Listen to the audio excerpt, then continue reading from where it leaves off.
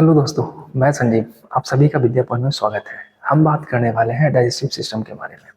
लेकिन digestive system हम लोग पूरा पढ़ेंगे नहीं। हम पढ़ेंगे आज सलेवरी ग्लैंड के बारे में। सलेवरी ग्लैंड से ढेर का सारे क्वेश्चन पूछे जाते हैं एग्जाम में। तो देखते हैं, 4 से 5 मिनट का वीडियो रहने वाला है, लास्ट तक बने रहना। यहाँ से कैसे कैसे क्वेश्चन पूछे जाते हैं ये भी मैं अंडरलाइन कर दूंगा। तो बात करते हैं सलेवरी ग्लैंड के बारे में। तो यहाँ पे आपको फिगर में दिख रहा होगा, है ना। ये सलेवरी ग्लैंड की संख्या कितनी दिख रही होगी? 3। तो 3 एक तरफ और दूसरे तरफ भी 3 होता है, यानी टोटल संख्या होती है हमारी 6। तो थोड़ी सी बात करते हैं विद फिगर। और अगर आप फेसबुक पे देख रहे हैं तो यूट्यूब वाले चैनल को जाकर सब्सक्राइब कर लीजिएगा। वहाँ पे ढेर सारे वीडियो पड़े होंगे, हिस्ट्री, पॉलिटी, ज्योग्राफी, और जो भी वीडियो एक्स्ट्रा आपको चाहिए, चाहे वो रीजनिंग हो या मैथ हो, आप हमें कमेंट कर सकते हैं, मैं वो भी वीडियो आपके लिए बना दूंगा। सलेवरी ग्लैंड यानी लार ग्रंथि। लार ग्रंथि जो हमारे पाचन को निगलने में मदद करता है, हमारे दांत की सुरक्षा प्रदान करता है, बोलने में सहायता प्रदान करता है। ये सारा काम होता है सलाइवा का, लार का, है ना। तो हमारे शरीर में सलेवरी ग्लैंड में लार ग्रंथि 3 पेयर में होता है, यानी टोटल होते हैं 6 संख्या में।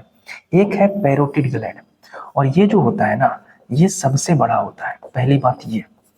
और सबसे बड़ा यानी पूछा जाए वजन इसका कितना होता है, तो 25 ग्राम का।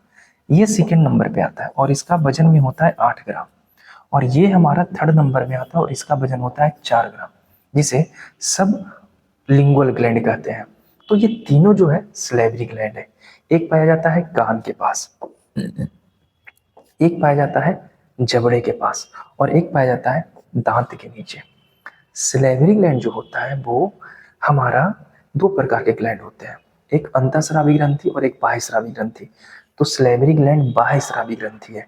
ये नलिकाएं देख रहे हो ना, इससे सलाइवा निकलता है, और ये भोजन को अंदर ले जाने में, भोजन को पचाने में, भोजन में जो हमारे स्टार्च होते हैं ना, मंड, कार्बोहाइड्रेट, उसको पचाने का काम करता है। तो छोटी छोटी बातें यहाँ मेंशन है, जैसे ये 3 जोड़ी होता है, यानी टोटल संख्या 6 होता है। बाह्यस्रावी होता है। पैरोटिड ग्रंथि जो होती है सलेवरी ग्लैंड की सबसे बड़ी होती है। दिन में 1 से 1.5 लीटर लार निकलता है, और लार में लगभग 99% जल पाए जाते हैं। इसके अलावा सोडियम, पोटेशियम और क्लोरीन नामक तत्व भी पाए जाते हैं। कौन कौन तत्व है अच्छे से देख लेना, सोडियम, पोटेशियम और क्लोरीन। टैलिन नामक एंजाइम पाया जाता है, और टैलिन के साथ साथ लाइपेज भी पाया जाता है। अब ये टैलिन करता क्या है, तो टैलिन का काम होता है स्टार्च के पाचन में। टैलिन जब स्टार्च से अभिक्रिया करता है तो ये माल्टोज का निर्माण करता है, ठीक है। और जो हमारा स्टार्च है, हमारे मुंह में कार्बोहाइड्रेट का जो पाचन होता है वो मात्र 30% ही होता है। बाकी जो 70% है वो स्मॉल इंटेस्टाइन में जाकर पचता है। तो क्वेश्चन तो पहले यही पूछा जाता है कि पाचन की क्रिया कहाँ से शुरू होती है? मुंह से शुरू होती है। भोजन का वो कौन सा पदार्थ है जो मुंह में पचाया जाता है? तो स्टार्च होगा, यानी कार्बोहाइड्रेट का पाचन मुंह से शुरू हो जाता है। मदद कौन करता है? तो टैलिन मदद करता है कार्बोहाइड्रेट को पचाने में। तो हम देख रहे थे लाइपेज। लाइपेज का काम क्या है? तो लाइपेज बाहर से आए हुए जीवाणुओं को नष्ट करता है। तो हमारे लार में टैलिन पाए जाते हैं, हमारे लार में लाइसोजाइम पाए जाते हैं। इसके अलावा सोडियम, पोटेशियम और क्लोरीन भी पाया जाता है। लार का काम सिर्फ ये नहीं होता है कि स्टार्च को पचाना, बल्कि हमारे जो मुंह का पीएच मान, लार का अगर पीएच मान देखा जाए तो पीएच मान होता है 6 से लेके 7.4 तक पीएच वैल्यू होती है ना।